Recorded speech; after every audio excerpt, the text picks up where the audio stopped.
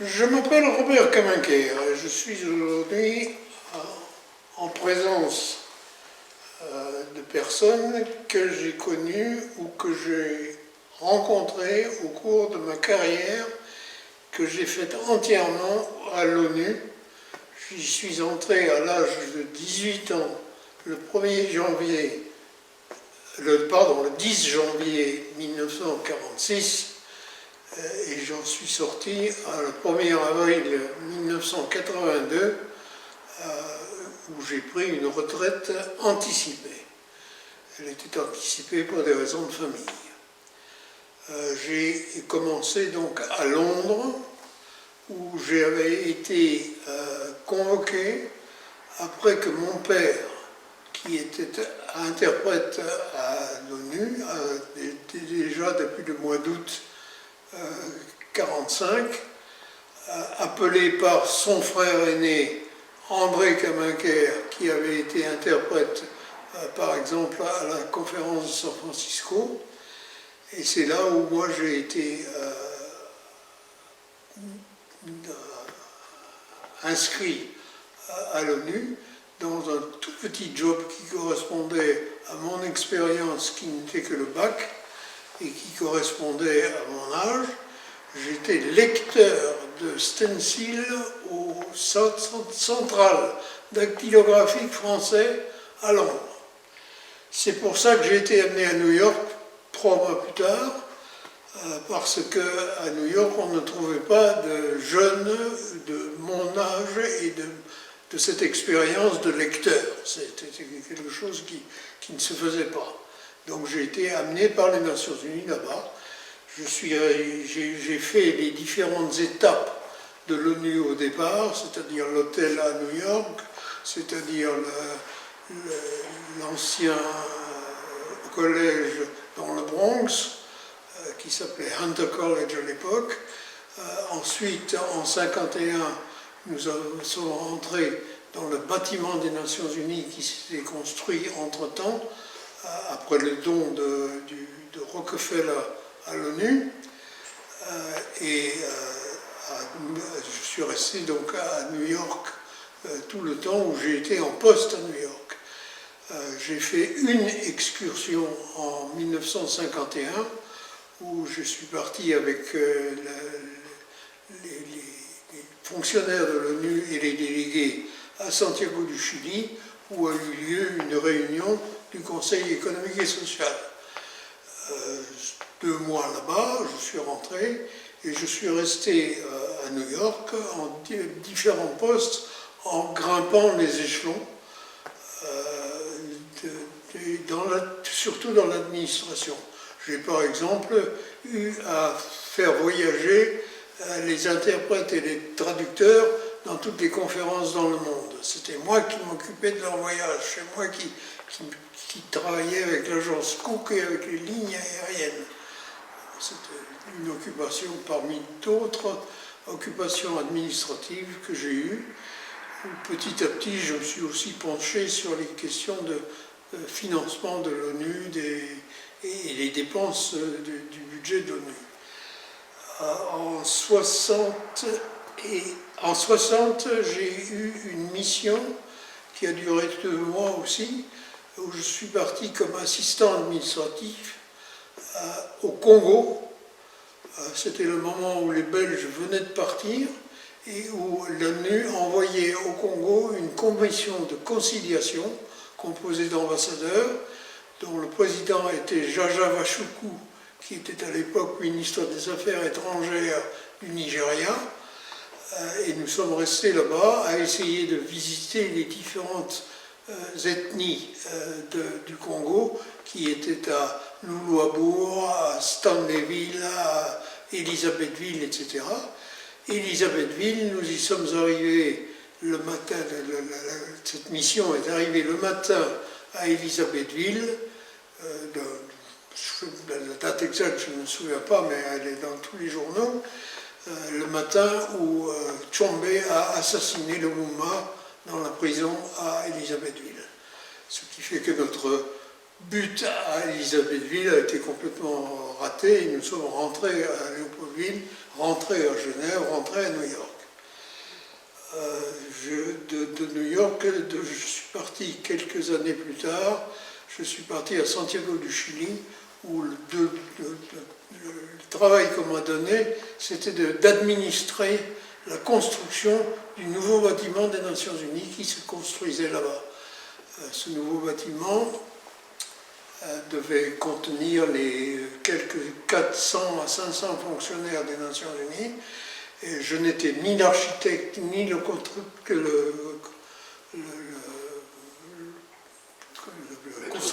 constructeur général, mais j'étais là pour administrer surtout l'argent.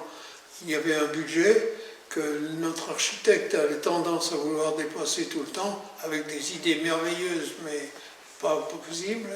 Et j'ai travaillé là 2 ans et demi, et de là j'ai été envoyé immédiatement à Bangkok pour y prendre le travail d'administrateur du comité Mekong, ce comité que les Nations Unies avaient créé pour essayer de domestiquer le Mekong dans sa partie qui traversait le Vietnam. Je suis resté là-bas peu de temps, presque à peu près 1 année, parce qu'il y a eu une confusion de postes et une autre personne avait été nommée à ce poste et était préférée. Donc moi j'ai été mis un petit peu de côté dans l'administration de Bangkok et puis je suis reparti de là. Et mon prochain poste a été d'aller au Liban, de prendre la direction administrative du petit bureau des Nations Unies à Beyrouth au Liban. Ce petit bureau qui préfigurait la commission régionale pour cette partie du monde. Je suis resté là 4 ans. Au bout de 4 ans, je suis rentré à New York, où je suis rentré au service de l'information, et j'y suis resté en faisant différentes choses jusqu'en 1978, où je suis parti à Genève pour administrer un magazine qui était publié par le service de l'information en coopération avec la Banque mondiale. C'était un magazine qui faisait la liste de tous les contrats que les Nations Unies et les différentes banques régionales, les banques d'investissement et de développement général, et le programme des Nations Unies pour le développement finançaient tous ces programmes qui concernaient le monde entier, hôpital en Afrique, tout autre type de travail, etc., pour relancer et pour faire avancer le développement des Nations Unies. C'était surtout ça. Voilà ce que voilà cette carrière que j'ai faite. Je dois dire que dans tous ces déménagements, c'était des déménagements à long terme, c'est-à-dire à plus de 3 mois, je crois, et donc ma famille m'a toujours accompagné, ce qui a permis à mes enfants, par exemple, d'apprendre 3 langues sur le tas et de revenir et de se débrouiller dans la vie, dont l'un est devenu d'ailleurs interprète à la suite de son grand-père et de son grand-oncle. Depuis, je suis à la retraite à Périgueux, où j'avais fait mon lycée. Et depuis 40 ans, donc, depuis quelques 40 années, j'essaye de continuer à répandre la parole des Nations Unies, à essayer de raconter ce que voulait la charte, ce que voulait dire la charte des Nations Unies. J'essaye de le dire à des clubs, à des organisations, des écoles, des lycées, etc. etc. J'y rencontre beaucoup de succès quand j'y vais. Je ne sais pas si ça fait quelque chose. Je pense que une grande partie de mon auditoire ne sait pas du tout ce qui se passe à l'ONU, ne le sait pas du tout, ne s'en rend absolument pas compte, sauf par les quelques grands titres de veto au Conseil de sécurité ou d'invasion de tel ou tel pays.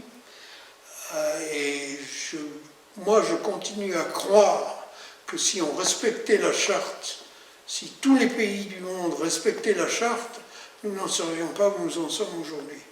Et je continue à y croire, je continue à le dire, et je ne rencontre que beaucoup de scepticisme, malheureusement.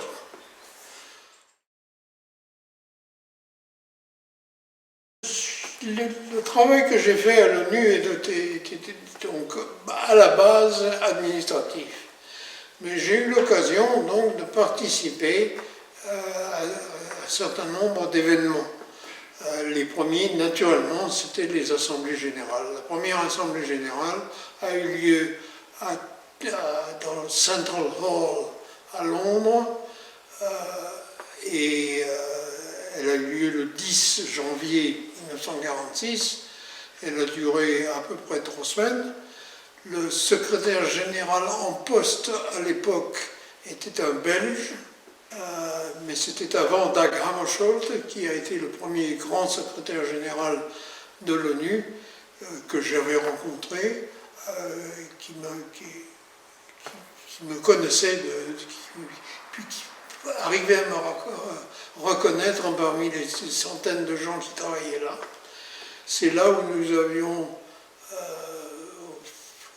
vraiment pris la mesure des Nations Unies, de cette Assemblée Générale, de 53 nations, alors que nous sommes à 193, heureusement d'ailleurs. Ces 53 nations, je me souviens par exemple, alors que je n'étais qu'un novice dans la langue anglaise, je me souviens par exemple des discours du représentant australien avec son anglais à accent australien, difficile à suivre. Voilà, ça c'était un des événements auxquels j'ai assisté. J'ai assisté aux 2 assemblées générales des Nations Unies qui ont eu lieu en 1948 et en 1951 à Paris. J'y ai été envoyé, à l'époque, je m'occupais surtout des documents, donc je suivis les documents parce que une assemblée des Nations Unies, une réunion des Nations Unies, quelle qu'elle soit, ne se fait pas sans documents, sans papier, en 5 langues. Et j'ai été chargé souvent des histoires de documents, de projets de résolution, de comptes rendus de séances, etc.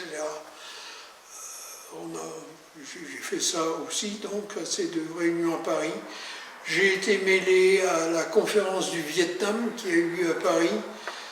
Le secrétaire général était à l'époque l'Autrichien, Kurt Waldheim. C'est lui qui était chargé d'organiser cette réunion qui a eu lieu à avenue Kléber à Paris, dans les locaux de la France. Et il y avait là les Canadiens, il y avait les Américains, il y avait les Vietnamiens, il y en avait d'autres. Je ne me souviens plus. Et je sais que le Quai d'Orsay, le service de presse du Quai d'Orsay était mêlé à cette histoire-là, mais d'une façon quelconque, ils n'ont pas voulu être le service de presse. Donc il fallait nommer un chef de service de presse, et je ne sais pas comment, mais on m'a envoyé de New York. J'étais au service d'information à New York, on m'a envoyé, j'étais chef de ce service de presse, qui d'ailleurs, je ne les voyais que 2 fois par jour. Quand le secrétaire général des Nations Unies avait une déclaration à faire, on ouvrait une porte, j'apparaissais, il apparaissait, je donnais quelques renseignements et je refermais la porte. C'était ça ma participation à la conférence du Vietnam. J'ai participé au cours de cette visite au Congo, j'ai interviewé et traduit en français le président Kasavubu de Léopoldville à l'époque, etc. Donc j'ai été mêlé un certain nombre de fois, simplement parce que je connaissais les langues, parce que j'étais dans le coup, j'étais là, j'étais présent. Et, je ne regrette rien, je suis content d'avoir participé. J'aurais voulu faire plus, peut-être, mais je n'en ai pas eu l'occasion. Alors, dans ma carrière aux Nations Unies, je n'ai pas vraiment été, comme certains de mes collègues, en véritable danger du fait de mes fonctions et du fait de mon activité, sauf une fois. C'était justement à la fin de cette mission au Congo avec les ambassadeurs. Le moment est venu de reprendre l'avion. Et j'étais donc à l'aéroport avec tous ces ambassadeurs pour être sûr qu'ils partent convenablement, que tout aille bien. Or, l'aéroport de Léopoldville à l'époque était, comment dirais-je, sécurisé par des troupes congolaises et par des casques bleus. Dans la salle où les bagages des gens qui prenaient l'avion avaient été déposés par les chauffeurs qui les avaient amenés de la ville, c'était les Congolais qui étaient là. Et il y avait un sergent congolais qui a décidé que ce ne pouvait pas être des valises qui partent comme ça, elles devaient être inspectées comme tous les bagages. Et je suis intervenu en disant, mais ce sont des diplomates, ils ont droit à la valise diplomatique. Je m'en fous, je vais les inspecter, m'a dit le sergent. Alors je l'ai laissé là, et je suis parti du côté casque bleu, où c'est un lieutenant tunisien des casques bleus, qui est arrivé, et je me souviens de sa taille, il était tout petit, il était plus petit que moi, alors que le Congolais était vraisemblablement d'origine Tutsi et devait être très grand. Et ce petit lieutenant est arrivé là, on est rentrés tous les deux dans la salle, le Congolais a sorti son pistolet et me l'a mis sur la tempe. Et il m'a dit, ou bien ils inspectent, ou bien je tire. Alors le Tunisien s'est adressé et lui dit, tu arrêtes immédiatement. Et le Congolais s'est replié et disparu. Mais j'ai eu le revolver sur la tempe, comme dans un film que je regarde quelquefois, mais que ça ne m'était jamais arrivé. Mais ça, c'était mon moment de danger, un véritable danger.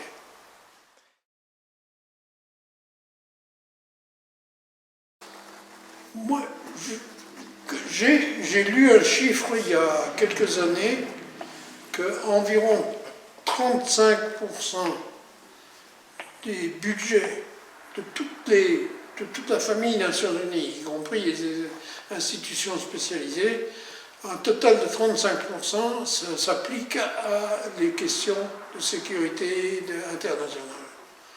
Il reste donc 65%. Et ces 65%, c'est le travail des Nations Unies et de toutes ces institutions spécialisées. Que ce soit dans la santé, que ce soit dans l'économie, que ce soit dans la sociologie, dans l'éducation, dans n'importe quel domaine que vous puissiez dire. Et je continue à dire qu'il n'y a pas un seul sujet que l'on puisse aborder dans une conversation quelconque, quelque part dans le monde, qui ne soit pas relié aux Nations Unies. Je continue à le dire, les gens me regardent et me demandent un exemple, et je donne généralement comme exemple celui des panneaux de signalisation routiers, en expliquant que tous les pays du monde ont à peu près adopté cette convention et qu'un sens unique dans un pays quelconque est le même, sauf aux États-Unis. Parce que les États-Unis n'ont pas adopté cette convention globalement, ils ont laissé la prérogative aux États, et que les États ne sont pas d'accord. Mais sinon c'est que moi je crois aux Nations Unies, je crois que s'il n'y avait pas les Nations Unies, il n'y aurait certainement pas de conversation entre certains pays. Je pense que le Vanuatu, dans le Pacifique, s'il n'était pas membre des Nations Unies, ne parlerait pas souvent à quelqu'un d'autre. Si l'on veut parler, par exemple, du changement climatique, je participe à une petite radio libre à Périgueux, et le thème de base pour moi, c'est que le changement climatique a été prévu par les Nations Unies. Il a été averti à tout le monde en 1972 par une conférence à Copenhague.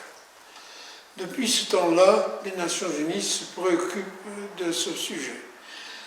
Et on en est abouti finalement à quoi? À la conférence de Paris de 2015.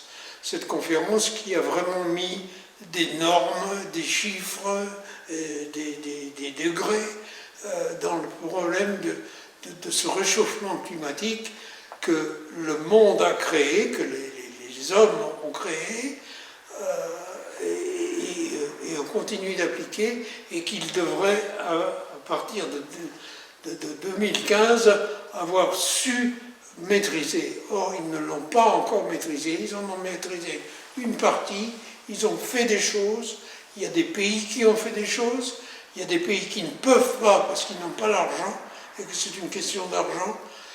C'est pour ça qu'il y a l'histoire des green bonds qui est dans le monde. Et j'ai un de mes fils d'ailleurs, un de mes petits-fils qui travaille dans les green bonds, donc il est aussi dans ce domaine-là. Mais je pense que c'est de ça dont je parle. Et pour cette radio libre, qui a des sujets favoris qui sont prônés par l'Agence pour les radios à Paris, dans ces sujets, il y a évidemment le réchauffement climatique, mais je vais dans les détails, dans un peu de détails. Il y a le gaz, les effets du gaz de serre, il y a évidemment, mais il y a tout un tas d'autres choses, il y a tout ce qui concerne l'agriculture, le fait par exemple que l'agriculture est en train de migrer vers le nord et qu'il faut donc changer de donne, le fait que l'eau, qui est tout de même une quantité qui ne change pas dans le monde, mais elle change dans son utilisation. Et en ce moment, il y a des graves problèmes au point de vue de la répartition de l'eau potable, alors que les mers sont en train de monter et que d'ici 20 ans, ou 30 ans, ou 50 ans, vont inonder des parties de notre Terre où il y a des millions d'individus. Tout ça, ce sont des sujets que j'essaye d'aborder et pour que les gens comprennent pourquoi certaines décisions sont prises. Et en ce moment, par exemple, il y a en ce moment une grande controverse en France, par exemple, où on est en train de dire que tout ça c'est de la foutaise, c'est pas la peine de le faire.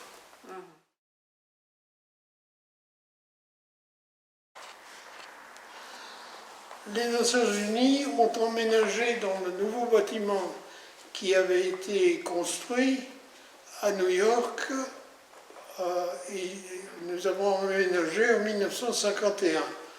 Je ne sais plus du mois exact, mais ça devait être probablement après l'hiver. Ce bâtiment, c'était le secrétariat, c'est-à-dire le grand bâtiment de 38 étages. Ce qui n'était pas encore terminé, c'était le bâtiment de l'Assemblée Générale qui est à côté, etc. En 1951, il y a un groupe de fonctionnaires s'est dit il faudrait qu'on profite de cette date pour fixer tous ceux qui ont commencé avec les Nations Unies. Et ils ont dit, eh bien voilà, nous allons créer la Société des Mohicans, nous allons la faire adopter par le secrétaire général, et elle comprendra, sans discrimination, tous ceux qui ont travaillé à l'ONU qui ont été fonctionnaires de l'ONU depuis le début. Et c'est ce qui s'est passé. Donc j'étais, puisque j'avais été comme de 1946, j'étais automatiquement, je faisais partie des Mohicans. Les Mohicans ont eu comme seule véritable activité d'avoir tous les ans un grand déjeuner à New York. Et il s'est fait évidemment de plus en plus petit au fur que les années passèrent, parce que les gens partaient ou ne venaient pas à New York pour cette réunion. J'ai essayé d'y aller plusieurs fois, je n'ai pas toujours réussi parce que j'étais soit à Bangkok ou ailleurs, mais sur la fin j'y ai été, j'ai été aux 2 ou 3 derniers petites réunions que nous avons fait, déjeuner au salon des délégués des Nations Unies, et nous étions une quinzaine, une 18, etc. J'ai ensuite essayé de suivre dans les documents des Nations Unies, hélas, ce qui disparaissait, et je me suis trouvé tout à coup à peu près seul comme ancien Mohican avec Brian Urquhart, qui a été lui assez bien connu, qui avait été l'adjoint de Ralph Bunche dans les histoires de Palestine, etc., qui était un fonctionnaire politique extrêmement apprécié de tous, mais qui est décédé à un moment donné, je ne sais plus exactement quand, mais ça y a 2 ou 3 ans. Et je me suis donc trouvé à ce moment-là, je croyais être le dernier des Mohicans, puisqu'il y a ce roman, et j'ai essayé de le faire valider par ceux qui s'en souvenaient, et à l'exception d'un seul qui peut-être est mon concurrent, qui s'appelle Mel Silverman, mais je ne l'ai plus retrouvé, je n'ai plus retrouvé personne de tous ceux qui apparaissaient dans les 15 ou 30 derniers. Voilà ce qu'était la Société des Mohicans, donc une société défunte. Oui, alors, mon épouse est Perry Ordine, je l'ai rencontrée alors que j'étais au lycée en 41 ou 42. Je l'ai rencontrée parce que nous faisions tous les deux partie d'un mouvement scout protestant. Et c'est là où je l'ai rencontrée. Quand je suis revenu pour la première fois en France des Nations Unies en 1947, parce que je voulais assister au jamboree scout à Moisson, j'avais donc pris du temps et j'ai payé le voyage. Je suis venu à Périgueux, je l'ai re-rencontrée. En 1948, elle avait fini son bac et elle travaillait à Paris. J'étais là avec les Nations Unies, nous nous sommes rapprochés et de là, fiancés et mariés la même année, en 1948. Et à partir de ce moment-là, pour toutes les missions un petit peu longues, elle m'a accompagné et les enfants nous ont accompagnés. Bien que les 3 enfants soient nés dans la même clinique aux États-Unis. C'est trouvé que c'était pendant la période où j'étais à New York. Mais ma femme nous a suivis partout et à peu près dans chaque nouveau poste, il y avait un travail concerné entre elle et moi, parce que moi j'étais généralement immédiatement pris au bureau ou lâché à la dernière minute. C'est elle qui s'occupait de trouver un appartement, puisque les Nations Unies ne fournissent pas d'appartement sauf au secrétaire général, qui cherchait qui plaçait les gosses à l'école, qui cherchait, etc., etc. C'est ma femme qui a fait 16 déménagements internationaux.